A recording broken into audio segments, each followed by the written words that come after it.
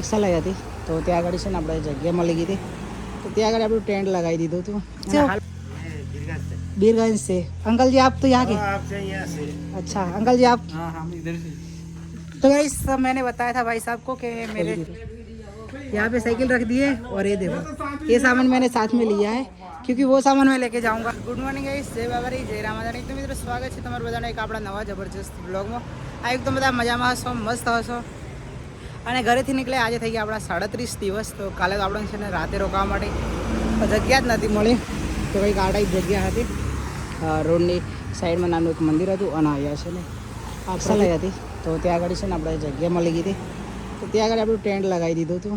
વાગી ગયા છે 8 પણ જો અત્યારે છે ને જંગલ વિસ્તાર છે એટલે વરસાદ આવવાનો થોડો માહોલ છે। બાકી હાલ જ હું ઉઠ્યો છું તો ફટાફટ પહેલાં છે ને ટેન્ટ વાળી દઈએ અને સામાન છે ને પેક કરી દઈએ પછી નીકળીએ આગળની સાઈડ જવા માટે। બાકી કાલની નાઇટ કંઈક આવી જગ્યાએ કરી હતી આપણે જો રાતે છે ને ફોનમાં ચાર્જિંગ પૂરું થઈ ગયું હતું અને અહીંયા છે ને ચાર્જિંગ પણ નહોતું થયું એટલે પાવર બેગમાં એકલું ચાર્જિંગ કર્યું। પાવર બેગ હું મૂક્યા હતો ત્યાં છે ને પોલીસ ચોકી છે તો ત્યાં ચોકી ત્યાં પાવર બેગ ચાર્જિંગમાં મૂકી ગયેલો અને રાતે હું સૂઈ ગયો તો થાકી ગયો હતો એટલે બાકી હાલ મસ્ત તૈયાર આગળ જવા માટે તૈયાર થઈ ગઈએ। બાકી જો બધું અત્યારે પેક કરી દીધું છે બેગમાં તો ટેન્ટ વાળી લઈએ પહેલાં તો અને પછી ચઢાઈ કરવાની છે એટલે ચઢાઈ કરવા માટે ત્યાંથી નીકળી જશું। ચલો સામાન પેક કરી દઈએ અને નીકળીએ આગળની સાઈડ જવા માટે। જે જગ્યાએ રોકાયો તો ત્યાંથી નીકળી અને થોડો આગળ આવ્યો ને પછી મને ખબર પડી કે અહીંયા છે ને 40 થી 50 કિલોમીટર રસ્તો એકદમ મસ્ત આવવાનો છે જો એકદમ મસ્ત રોડ આવવાનો છે 40-50 કિલોમીટર સુધી અને આપણે અહીંથી જતા મારી સાયકલથી તો જુઓ અહીંયા છે ને મસ્ત પાણી આવી ગયું કેમ કે મારે ભરવાનું હતું પાણી તો પાણી મસ્ત ભરી લીધું। પાણીની બોટલ જો પાણીની બોટલ પણ ભરી દીધી। હવે આ ટાઈપનો રસ્તો છે પણ પેલા જે ભાઈ આવે છે બે આપણે એક ગુજરાતી ભાઈ છે અને એક ભાઈ છે ઓડિશાના તો એ ભાઈ છે ને પહોંચ્યા જ નથી અને હાલ ફોન પણ નથી ઉતાવળતા।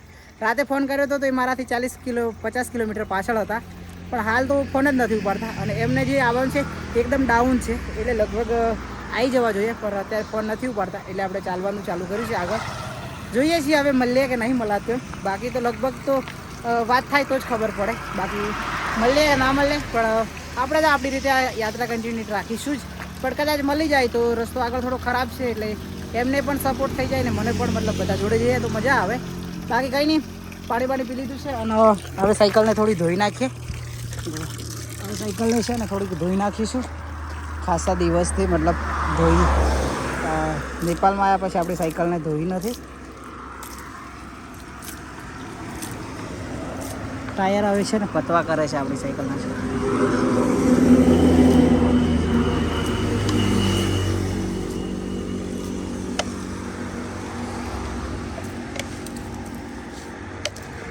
તો મિત્રો ત્યાંથી છે ને ચાલીને આવ્યા આપણે આગળ લગભગ 20-25 કિલોમીટર આવ્યા છે જે આપણે રોકાયા હતા ત્યાંથી ખાલી 20 જ કિલોમીટર કાપ્યું છે। અત્યારે વાગ્યા છે 2 પણ આજે કેમ ઓછું કાપ્યું છે ખબર છે કે પહેલાં જે ભાઈઓ છે ને એ પાછળ આવે છે લગભગ 50-60 કિલોમીટર દૂર હતા 10 વાગે વાત થઈ હતી બસ અત્યારે કેટલું આવ્યા ખબર નહીં પણ આપણે છે ને એમના માટે ઊભા છીએ કે અમે જોડે ભેગા થઈ જઈશું તો સારું રહેશે। બાકી હાલ અહીંયા છે ને 12 વાગ્યાનો હું અહીંયા છું 2 કલાકથી પણ વધારે મેં અહીંયા આરામ કર્યો છે। ઉપર એક મસ્ત વિલેજ છે પણ જોઈએ છીએ વિલેજમાં જવાનું શું પ્રાઇસ આવે છે અહીંયા લગભગ 600-700 રૂપિયા પ્રાઇસ ચાલે છે। લિફ્ટમાં બેસીને જવાનું ઉપર પણ આપણને લાગે લિફ્ટમાં બીક બાકી જોઈએ છીએ હજી શું કરીએ બાકી પહેલાં કોલ કરીએ બાકી રિટર્ન પણ આપણે આ જ રસ્તેથી જવાનું છે એટલે મતલબ હાલ નહીં તો રિટર્ન નહીં તો હાલ ઉપર જવાનું છે ફાઇનલ છે। તો હાલ કંઈક આવી જગ્યા પર બેઠા છીએ થોડી વાર આરામ કરીએ હજી કેમ કે પેલા ભાઈનો હવે ફોન કરીએ કે કેટલા દૂર છે એમ બાકી લાગતું નથી જ આજે હાલ સુધીમાં આવી જાય બાકી આવે તો સારું છે એ આવે તો આપણે અહીંયા જ બેસી રહીએ બાકી ના આવે તો પછી ગમે તે સુવાની વ્યવસ્થા કરી અને સૂવું પડશે બાકી ગમે તે કરીને આજે નહીં તો કાલે એમને ભેગા થઈ જશું તો મજા આવશે 3 જણા થશું એટલે બાકી ચલો થોડી વાર અહીંયા હજી થોડી વાર આરામ કરીએ કંઈક આ ટાઈપ બોકડો છે અને અહીંયાથી ગેટ છે ઉપર જવાનું જો ઉપર જવાનું ગેટ અહીંયાથી છે તો હું એવો પ્લાન કરું છું કે પહેલાં આવે પછી ડિસાઈડ કરીએ કે રિટર્ન આવીને જશું કે હાલ જઈએ હાલ જશું તો ટાઈમ થોડો બગડશે કેમ કે ઉપર આખું એક મસ્ત વિલેજ છે તો બધું ફરવાનું છે ઉપર એટલે એમને વાત કરીએ શું થાય પછી આગળનો डिसीजन लिए। तो અત્યારે અહીંયા જ आराम मित्रों अभी जो मेरे गुजरात के दो भाई आ रहे हैं वो तो अभी तक नहीं आए हैं और अभी बज गए शायद 4 तो मैं आगे जाने का सोच रहा हूँ, पर जैसे मैं आगे बढ़ता हूँ वैसे वो पीछे से आगे बढ़ते हैं, तो मतलब मैं इनसे आगे ही जा रहा हूँ। तो जैसे मैं भी बढ़ता रहूँगा और वो भी पीछे पीछे आएंगे तो हम मिल नहीं पाएंगे। तो आज की नाइट हम होल्ड कर रहे हैं, क्योंकि वो जब तक यहाँ पे नहीं आते तब तक हम आगे नहीं चलेंगे। तो अभी मैं इस भाई से मिला हूँ। कैसे हो भाई साहब? एकदम ठीक। आप कहाँ से हो? हम बिहार से। बिहार से। भैया आपका? बीरगंज से। अंकल जी आप तो यहाँ के? आपसे यहाँ से। अच्छा अंकल जी आप? हाँ हम इधर से। तो गाइस मैंने बताया था भाई साहब को कि मुझे ऐसा कुछ काम है, जो 2 बंदे पीछे आ रहे हैं, इनके साथ मुझे जाना है आगे। तो मैंने बताया तो भाई साहब ने मेरी हेल्प कर दी अभी, कि बोल रहे हैं कि साइकिल यहाँ पे रखेंगे, और जो ये वाले भाई हैं इनकी रूम है यहाँ पे नीचे, यहाँ से 2-3 किलोमीटर। तो आज की नाइट हम उनके वहाँ पे रुकेंगे और साइकिल यहाँ पे रख दिए। यहाँ पे साइकिल रख दी है, और ये देखो ये सामान मैंने साथ में लिया है, क्योंकि वो सामान मैं लेके जाऊँगा रूम पर। तो आज की नाइट हम यहाँ पे रुकेंगे। जब तक वो लोग नहीं आते तब तक मेरी साइकिल भी यहाँ पे रहेगी, और मैं भी यहाँ पे ही रहने वाला हूँ। तो वो लोग आ जाएंगे, उसके बाद हम चलेंगे आगे की ओर। तो चलो मिलते हैं, कहाँ पे रुकते हैं। तो મિત્રો હાલ વાગી ગયા છે 9, અને આપણે જે ભાઈની રૂમ પર રોકાવાનું હતું ત્યાં આવી ગયા છીએ મસ્ત. તો જો ભાઈએ છે ને જમવાનું બનાવી દીધું, અને હું છે ને બહુ જ થાકી ગયો હતો, એટલે હું આવ્યો એવો છે ને સૂઈ ગયો હતો. તો સૂઈ ગયો હતો ને હાલ ભાઈએ છે ને જમવાનું બનાવીને અને મને ઊભો કર્યો.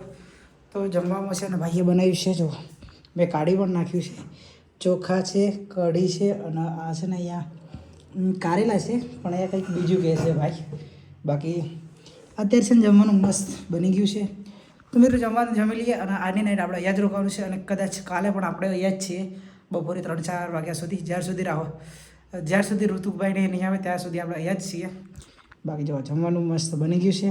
તો ચલો જમવાનું જમી લઈએ, બાકી તમને સુવાની જગ્યા પણ બતાવું. પહેલાં જ્યારે જમી લઈએ, હાલ હું કિચનમાં છું એટલે પહેલાં જમી લઈએ અને પછી તમને સુવાની જગ્યા બતાવીશ. ચલો.